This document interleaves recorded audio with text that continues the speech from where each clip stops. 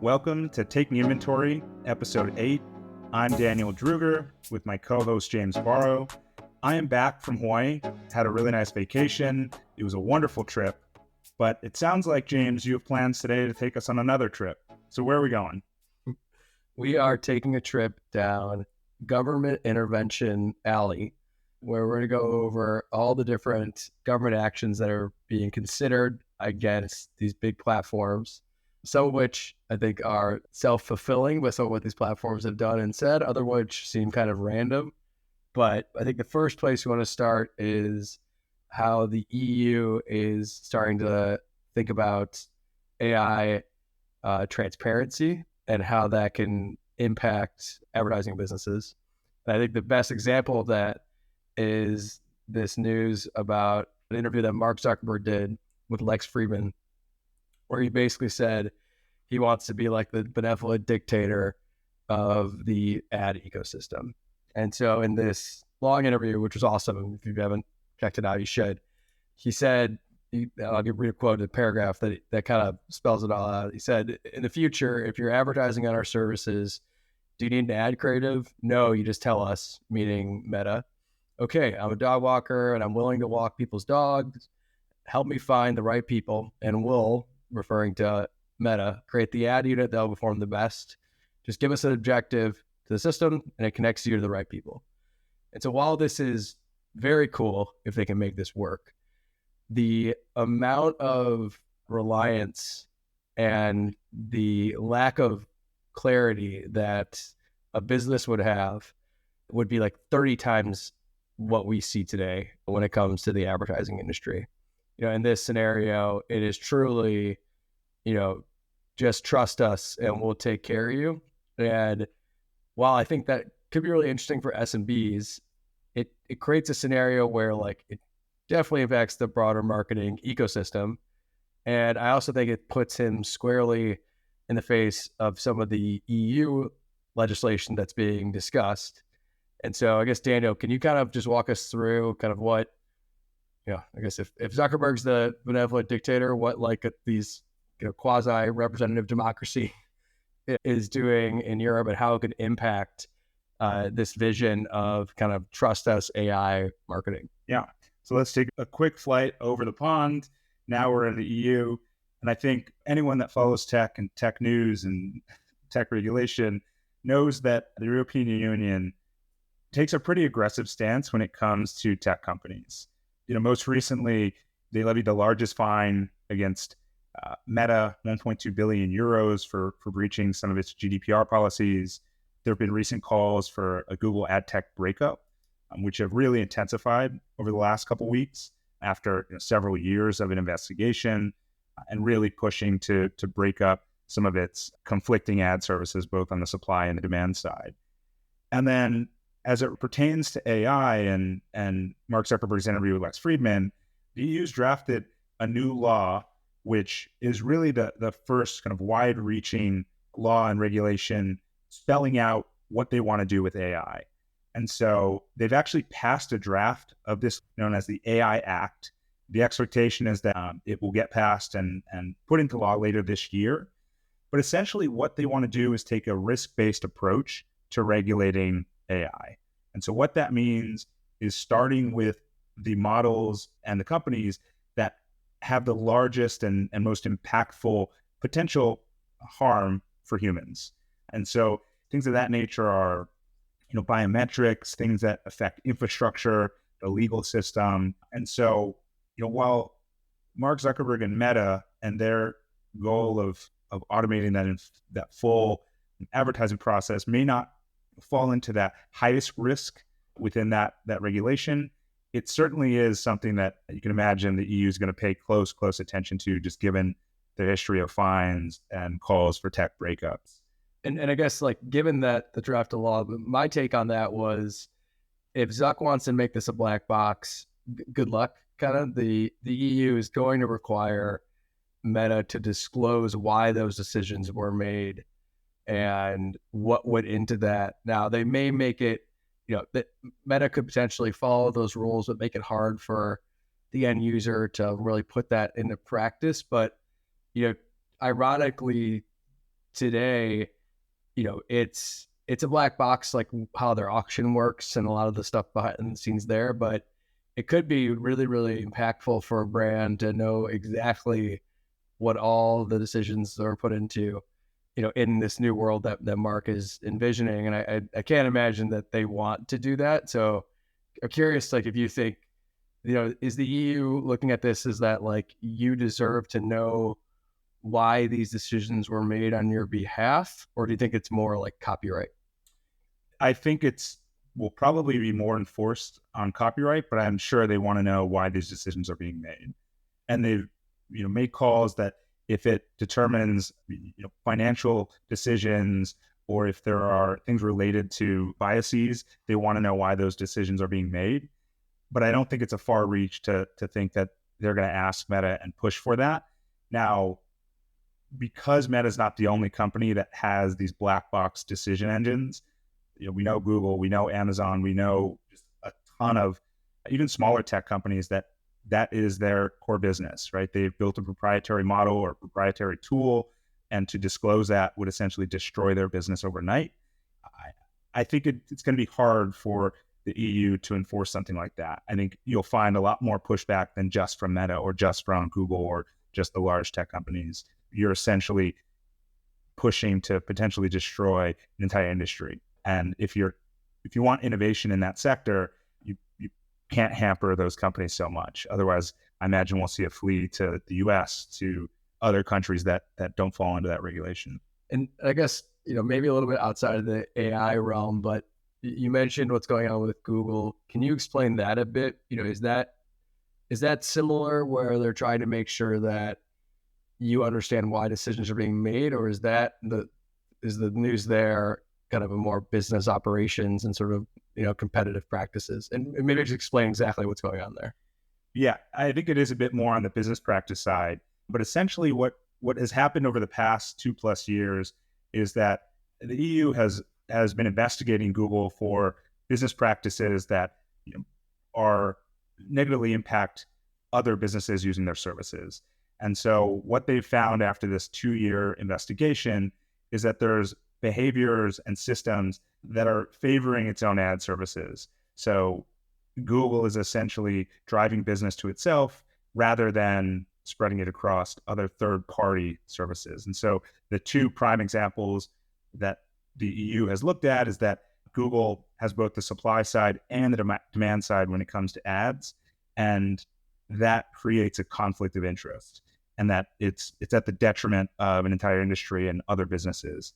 And so there are calls right now to break up specifically Google's ad units, as well as potentially levy a massive fine against Google for its practices over the past 10+ years.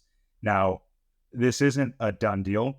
The EU has put its findings in place, has made this call, but Google has a chance to push back and see if it can change the EU's mind and not be broken up. Yeah, what's really interesting to me too here is that we know that Mark's vision for how ads are going to work is basically the same as Google's, which is like, again, this black box, trust us, let us run it everywhere. And so it sounds to me what the EU is saying to Google is you basically can't run ads off of O&O. Like, that feels to be kind of the biggest issue. And so I wonder if you get to the point where Google says, screw it, I won't run ads off-site. I'll make it all O&O, and it will act just like Meta. And it'll be as easy to buy a Google ad as it is to buy a Facebook ad. And maybe they can go ahead and hide behind some of this regulatory action, just simplify their business. And maybe that's good for the trade desk, but the reality is, like, the trade desk doesn't have a massive amount of SMB demand that can fill a bunch of inventory. So this one, I think, is like, you kind of have to be careful what you wish for if you're the EU. Yeah, and I think we found, across the world, the EU has taken the most aggressive stance time and again. And so maybe that's a good segue into what we're seeing on the domestic side of things and some of the regulation that's taking place here. So James, I know you had a story that you wanted to talk about. Yeah. I kind of put this more in like the states' rights camp of the government journey, but this is a story about in the state of Montana. The Attorney General has stood by the TikTok ban despite lawsuits, saying that TikTok is a spying tool for the Chinese Communist Party. Who's pretty clear about it. So this one, again, I think it's unclear how like states can actually start to ban these apps. Although you do see that with like online gambling, right? Like, state of California, I can't go ahead and make a bet on this week's US Open on my phone, but if you're in, New York State, I believe you can. So maybe there's a way that happens there. But yeah, what's your take here? Do you think, does the US, like, does this problem, the TikTok kind of ByteDance solution, does this have to, do you think, become more of a federal thing? Do you think it's fair that Montana's trying to ban it? Like, what's your point of view? I mean, fair is kind of irrelevant, I think. I think on the federal side, if there's enough support from enough states, I think they need to take a closer look. From a national security perspective, like not knowing what is actually happening, it seems like the federal government should take a much closer look and take a stance and either say we have found this app to be okay to be in the US or not okay. The fact that, we're leaving it to states to potentially make those decisions seems ridiculous. That Montana is the one making a tech decision about a super app that's built in China. None of that just seems to sit right. But like you said, I mean, the states have rights to enforce certain laws when it comes to gambling and alcohol and other drugs. And I don't know, maybe they make an argument that TikTok is like a drug. It's really addictive. Kids are using it. Many parents are upset about how kids are using it. So, maybe there's a really smart attorney over there that's going to try to push this a certain way. Yeah. My hope is they, just in general, even like with TikTok and AI and even like GDPR, like right now, like even on the GDPR kind of privacy side, you have like, I think like 13 states have passed different regulation, and it makes it really, really hard to run an ad platform if you just don't know the rules of the road. So I think, this one is like, at some point, I think it'd be good to have clarity, even for like the Snapchats of the world.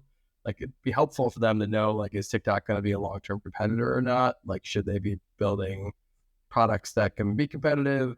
I think on the AI front, it would be, I would hate for there to be like 50 states that have different rules on that. Although I could see that totally happening where like you have more AI flexibility for advertising in a certain state than another. So it's kind of all super messy. And, I think my hope is that it does not go the way of sort of, like I said, every state kind of having its own point of view and sort of mob rule, which kind of takes to our last example, which is Reddit and what appears to be kind of, I guess, best described as like anarchy taking place and maybe like lack of government intervention. And so tell us what's going on there, Daniel. Yeah. So last week we talked about Reddit and how it made the decision to start charging for its APIs, and a number of companies that use those APIs to provide good services for Reddit users effectively have to shut down because they can't afford to provide the service they always had. And Reddit is essentially blowing up in backlash and in support of these companies. There was a call for roughly 40% of Reddit to go dark for about 48 hours a few days ago. Essentially, mods across Reddit band together and made the decision to make their communities private, which essentially made Reddit unusable, or content was not published as greatly as it was. And so you can imagine that the platform just was not as interesting as it has been. And this is in direct response to the company's decision to start charging for its API. What then happened, and the story gets a lot more interesting, is Reddit's CEO emailed the company to essentially calm their concerns and tell them that this is a business decision, that just like other challenges in the past, that this will pass and Reddit will make it through, and that this is not affecting Reddit's revenue goals. And of course, this email got leaked, and Reddit mods and the Reddit community lost it again. And essentially, they're now blacking out even more subreddits. They're blocking out even more subreddits and taking an even harder stance to show Reddit that, they are the creators. They're the ones that make this community, that make this platform. And without them, Reddit is not that interesting of a platform or a destination for a lot of people. And so, as you said, this is pure chaos and anarchy. The government came down, made a rule, did not discuss it with its community and its constituents, and now there's backlash. So I don't know, James, like this has taken a wild turn since the last time we talked about it. Yeah, I think the theme for probably all this is that the systems going forward are probably going to have way more direct revenue and like ownership with the creators than what has happened currently. So like if you go each kind of down each example, like Meta is going to over time, or someone needs to make sure that the advertisers on Meta actually understand why these decisions are being made so they can actually control the destiny of their own business. I think in the Google example, you basically have another, they want to make sure, I think what you trying to make sure is just like that publishers aren't getting screwed by Google in favor of their O&O. The TikTok one is really trying to make sure that the user's data is not being used and monetized effectively, like in ways that are not clear to them. In this case, like as an act of war, but it still is sort of that same kind of general thesis. And then in this one, I think the Reddit community just understands that like they are the impressions, like they are the page views. And I think if you had a scenario where they felt more ownership around the platform, like, and they actually maybe were directly being compensated, for the inventory they're creating, you may not have that scenario. This is something that Twitter has talked about, which is like you actually can get paid for the impressions that you create in the comments section of your tweets. But the general theme is that people are starting to understand that like in an ad supported model, the user and the impression is the actual product, and people are pissed. And so, again, like you've accused me of being a kind of a Twitter fanboy, and I disagree with so many things about what Twitter has done, but they may have an opportunity to actually directly compensate people for kind of their actions on it. And maybe, and Reddit can also fix this. Like this isn't over for Reddit, but if anyone can fix it, it's Reddit and Twitter because they're private. Like they don't have the revenue pressure. I'd love to know what, Reddit's ad revenue looked like when all this impression volume dropped off, right? Like it had to make a material impact. So I think all of this is just like people are trying to understand it has to be fairer and more equitable. And, in one case, government's doing it. In other cases, the mob is just taking over. With that said, then, James, if you're a tech company building in this space, what are you doing? Where are you building? What are you concerned about? And kind of how are you doing things differently? I think it's really important to recognize that like the margin profile of ads businesses going forward is going to be different than what it was in the past. So, what that means is like you're going to have to rev share with pretty much everyone. Now, that is not necessarily a bad thing because you can make it up with volume. But I think the days of not directly compensating the people who contribute the impressions are over. And that may mean you have to have higher rev shares with publishers in your ad network, which is something we talked about with Reddit. Like Reddit could have let Apollo stay on and say, listen, let us go ahead and become a demand partner for you for your ad network, get on top of the ads API. And Apollo could be, getting 90-10 split just to get, things going, and it'd be kind of awesome for them. So I think you'll see more things like that. I think the AI stuff in general makes all the sense in the world. And I think Zuckerberg's vision is right. But I think, again, he has to recognize that, what's the Spider-Man line? Like with great power comes great responsibility. Like he's going to have to go ahead and share back the logic of why the decisions are being made, or you will see, I think, kind of a Reddit moment happen on Meta, which is they flee somewhere else. And maybe it's Google, and maybe Google's hand is forced by the regulators, and who knows? I don't know. Do you agree with that? Yeah, I think I do. I think on the consumer side, it's interesting because so many people use Meta's products, using them kind of as the example, and the EU is trying to dictate how they run their business.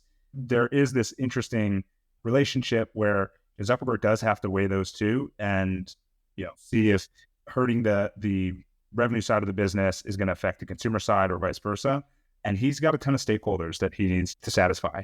So I think, with them on the business side, I totally agree with you that, he's going to have to figure out how to rev share, how to make regulators and business partners more part of that process. On the consumer side, I think they're doing a pretty good job overall because we haven't seen anarchy like we have on Reddit over the last 20 years. And so, based on this entire journey that you've taken me on, I think it's been pretty interesting to see benevolent dictator, seeing the kind of overbearing government, the states' rights, the mob. Thanks for that, James. Thank you, Daniel. And happy you're back in the mainland, and excited to do this next week. We have an awesome guest. And so thanks, man. Until next week.